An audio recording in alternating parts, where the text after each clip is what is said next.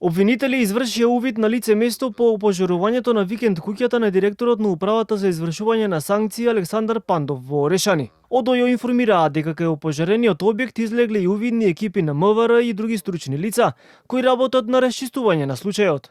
Од Министерството за внатрешни работи соопштија дека Пандов пожарот го пријавил вчера во 18 часот и 45 минути, а во него за среќа нема повредени лица.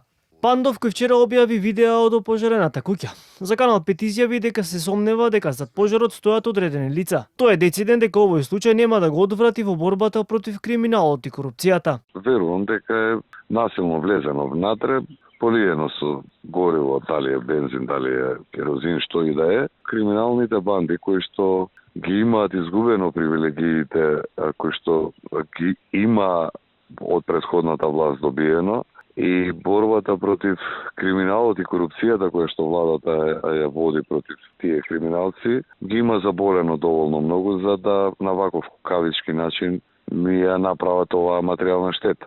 Мене нити ми имаат заплашено со ова, нити во било кој дел од секундата јас мислам да позастанам, напротив, ова ми е само уште повеќе и мотив и поттик. Палењето на движен и недвижен имот на службени лица не е новост во земјава. Претходно често на удар беа затворските полицајци од Идризово, а таквиот тренд продолжи и оваа година. Директорот на затворот Зоран Јовановски каже дека причината за тоа најверојатно се реформите во затворите. Речи си една година немавме случај на запалени автомобили на дел од затворската полиција се до понеделникот. Тогаш беше опожарен автомобил на командир на затворската полиција. Очигледно е дека почестите контроли во затворите на некого пречат. Вели Јовановски. Палењето на викенд куќата на Пандов го осудија и од владеачката ВМРО ДПМН.